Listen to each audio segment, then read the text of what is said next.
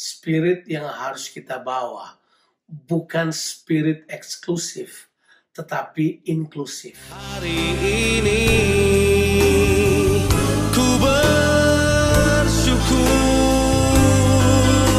merasakan kasih setiamu. Salam damai sejahtera saudara, kita ketemu kembali pagi ini dalam Morning Devotion. Selamat pagi saudara-saudara, apa kabar?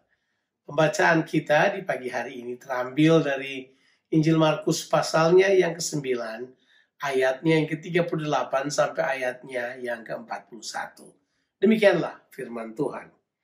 Kata Yohanes kepada Yesus, "Guru, kami lihat seorang yang bukan pengikut kita mengusir setan demi namamu. Lalu kami cegah orang itu karena ia bukan pengikut kita."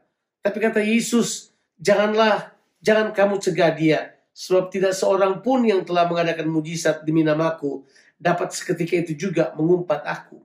Barang siapa tidak melawan kita, ia ada di pihak kita. Aku berkata kepadamu, sesungguhnya barang siapa memberi kamu minum secangkir air oleh karena kamu adalah pengikut Kristus, ia tidak akan kehilangan upahnya. Saudaraku, pada peristiwa ini Markus menggambarkan bahwa kerajaan Allah dan kuasanya tidak hanya dimonopoli oleh satu kelompok manusia saja. Praktek ini dikenal sebagai suatu sikap dan tindakan yang eksklusif. Markus memaparkan bahwa Yohanes memecah kesunyian murid-murid dengan mengatakan, "Guru, kami lihat ada seorang yang bukan pengikut kita mengusir setan demi namamu. Lalu kami cegah orang itu karena ia bukan pengikut kita."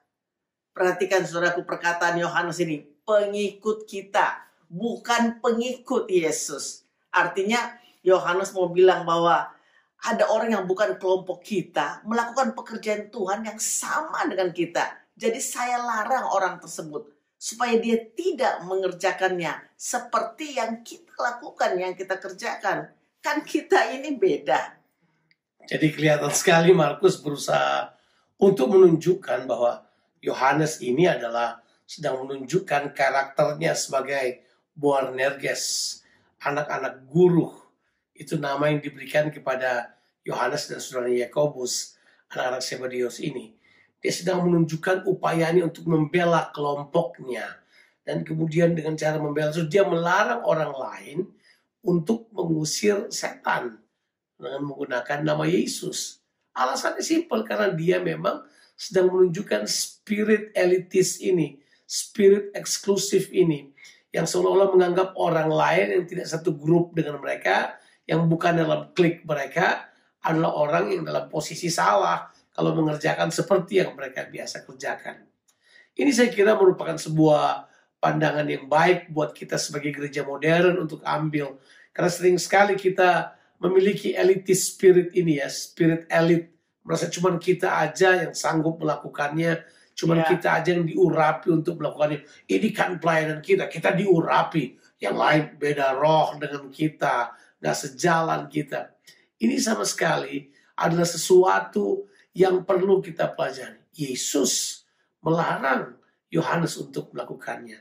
Sebab Yesus berkata, ya, kalau dia melakukan mujizat, tidak mungkin pada hal yang sama dia melakukan mujizat dalam nama Yesus, melakukan pada saat yang sama mengumpat Yesus. Dan kalau dia ada di pihak kita, dia bukan melawan kita jelasnya.